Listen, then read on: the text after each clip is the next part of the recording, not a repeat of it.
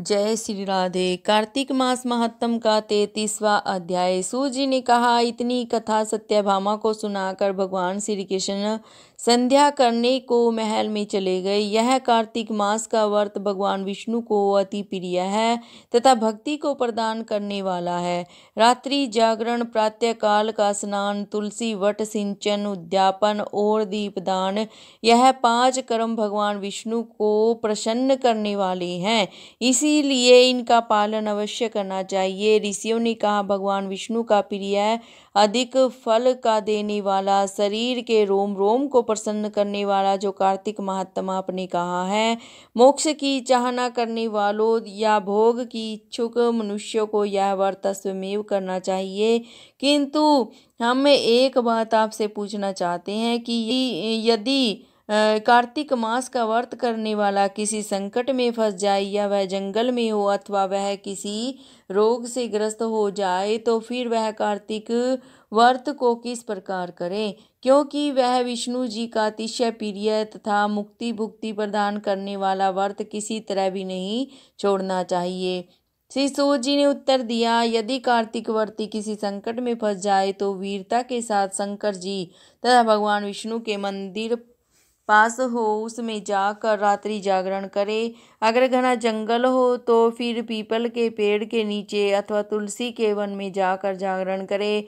भगवान विष्णु जी की मूर्ति के सम्मुख बैठकर विष्णु जी का कीर्तन करे। ऐसा करने से हजारों गौओं के दान के बराबर फल मिलता है। जो मनुष्य विष्णु जी के कीर्तन में बाजा बजाता है उसे वाजपेयी यज्ञ के बराबर फल मिलता है, और हरि कीर्तन में नृत्य करने वाले प्राणी को समस्त तीर्थों में स्नान करने का फल मिलता है।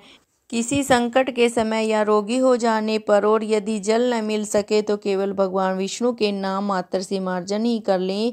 यदि उद्यापन न कर सके तो व्रत की पूर्ति के लिए केवल ब्राह्मणों के प्रसन्न होने से विष्णु जी प्रसन्न रहते हैं। यदि आप दीपदान कर सके, दूसरे की दीप की वायु आदि से भली भांति रक्षा करें, और यदि तुलसी का पौधा पास न हो तो वैष्णव ब्राह्मण की ही पूजा कर लें, क्योंकि भगवान सदा अपने भक्तों के पास रहते हैं।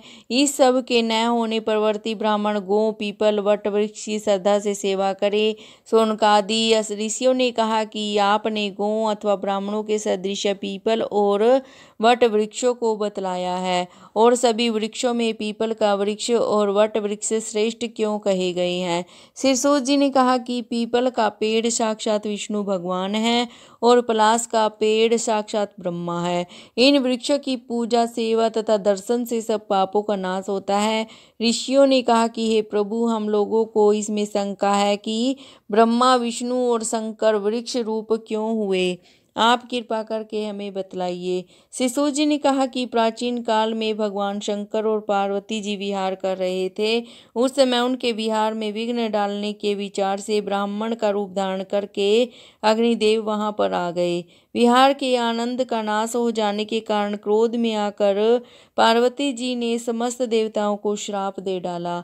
पार्वती जी ने कहा कि हे देवताओं, विषय सुख को कीट पतंगे भी जानते हैं, उसमें आप लोगों ने देवता होकर विघ्न डाला है, इसीलिए आप सब लोग वृक्ष हो जाओ।